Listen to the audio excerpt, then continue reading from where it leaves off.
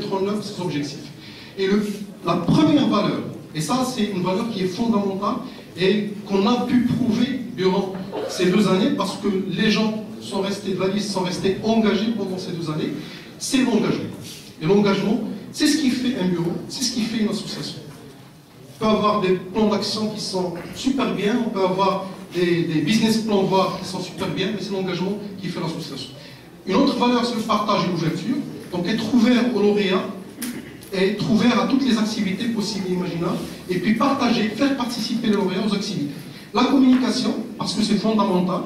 Des fois, on a des événements extraordinaires, mais par manque de communication, ils passent inaperçus.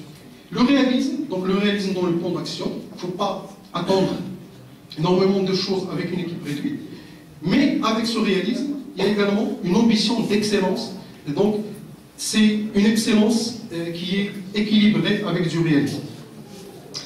La stratégie, donc 6 axes stratégiques.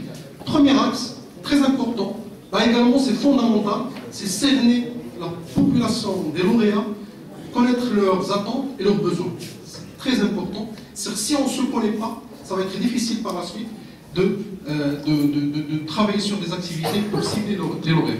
Alors, un deuxième aspect, c'est cibler les services à valeur ajoutée pour les lauréats. Construire une communauté active, ça c'est très important. Plus on fédère les lauréats, plus on est sûr d'avoir des activités, d'avoir des gens qui participent et qui sont motivés. Et puis promouvoir le label INSIAS et le rayonnement extérieur de l'association, collaborer avec les futurs lauréats de l'école et collaborer avec les autres associations.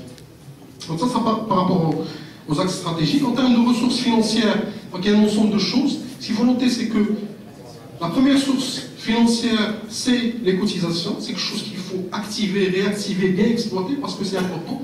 Et donc il faut faire des relances. Il faut également faire participer le lauréat à l'étranger. C'est pour ça qu'on a une cellule étrangère. Et le sponsoring et le partenariat, très important également. Il y a d'autres activités qui peuvent être sociales et professionnelles mais payantes. La publicité, donc notamment sur le site web et sur l'annuaire, et là on peut activer la publicité des lauréats qui ont des sociétés qui sont entrepreneurs, et puis les membres contributeurs. Je passe la parole à Mustafa pour présenter notre programme et nos plans d'action, très rapide. Merci. Je vais faire ça le plus rapidement possible. En fait, notre plan d'action se compose de 4 axes fondamentalement. Il y a un plan d'action pour les lauréats, le plan étranger, études, et un plan transverse. Donc je vous propose de vous présenter un peu en détail chacun des plans et vers la fin synthétiser tout ça sous forme de planning de réalisation.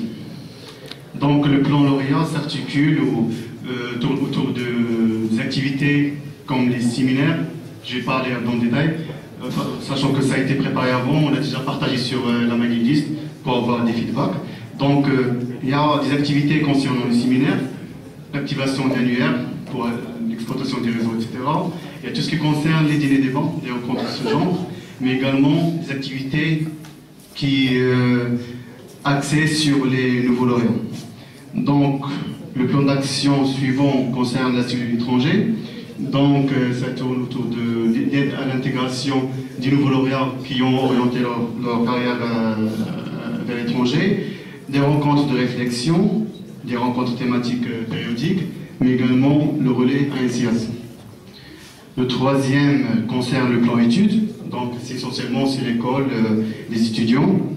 Donc notre bureau se propose de donner l'appui aux étudiants sur toutes les recherches de stage et d'emploi, mais également tout ce qui est sur le volet étudiant, tout ce qui concerne le coaching via des workshops, améliorer l'esprit entrepreneur des étudiants, et également un volet école et association des étudiants.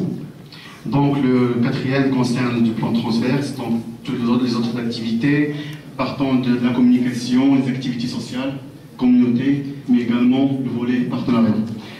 Donc, notre planning se base sur les principes directeurs suivants. Donc, on vous propose un plan d'action réaliste, ambitieux, d'accord? On va structurer en 4 phases de 3 mois chacune, d'accord? Ces actions-là devraient impliquer, ou vont impliquer toutes les commissions du bureau, mais requièrent surtout l'implication de tout le monde. Ça, c'est essentiel, et Moussine avait insisté dessus. Donc, on se propose également de faire des bilans à la fin de chaque phase avec le conseil d'administration et l'INSIAS voilà, pour leur présenter des avancements et éventuellement pour voir la suite. Voilà. Pour rentrer un peu dans les détails, peut-être qu'on n'a pas assez de temps pour le faire, mais rapidement, la première phase, on se propose de renouer la confiance des lauréats dans l'association, améliorer l'image de la NCIAS, mais également fédérer ces lauréats-là. Donc, ça concerne, je vais dire rapidement, mise en place de l'annuaire des lauréats de la NCIAS, la refonte, la mise en place du site web de la NCIAS, organisation de rencontres informelles entre lauréats, étudier les attentes des lauréats et étudiants, et j'en passe.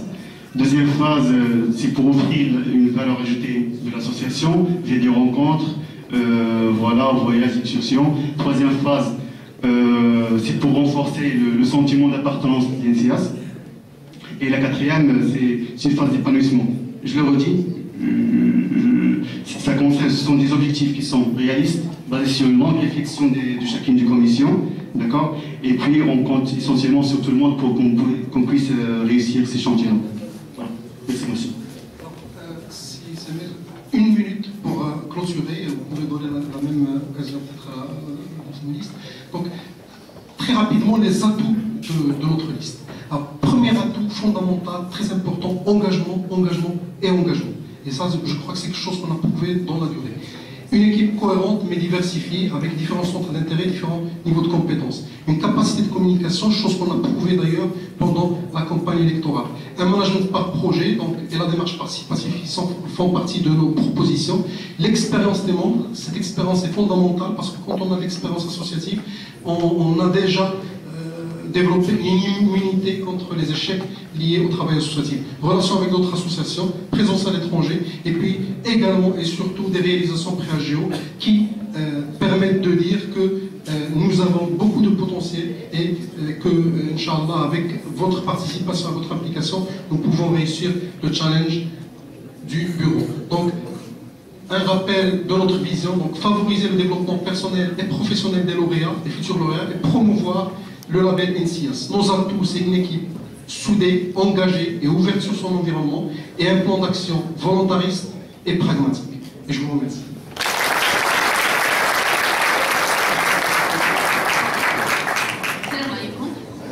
Donc voilà, aujourd'hui j'ai le plaisir quand même de vous présenter NCIAS Evolution.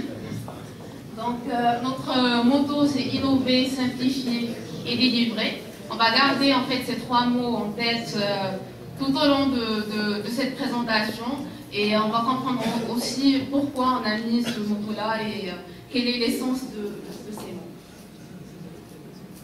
Voilà, en fait c'était toute l'organisation de ce bureau-là était tout simplement une histoire qui a commencé un jour où on s'est dit voilà, on veut comprendre qu'est-ce qui se passe à la NCIAS, que veulent les NCIAS, qu'est-ce qu'ils attendent de l'association. On a vu quand même un historique qui remonte depuis 1999 en disant quelques messages qui étaient assez sympathiques. Et puis on s'est dit, qu'est-ce qui a changé depuis? Voilà, donc on a lancé un sondage il y a quelques semaines. Et ce sondage, il portait principalement sur une segmentation genre, donc homme, femme, ville d'origine où la personne est installée. Et puis par la suite, quelles sont les motivations pour rejoindre ou pas l'NCIAS et principalement les motivations pour participer à des activités, quel genre d'activités, leur timing et puis aussi comment on va communiquer dessus. Et puis finalement aussi on s'est dit tiens, il faut quand même qu'on ait un certain engagement de la part des lauréats. Si on réalise tout ça pour eux,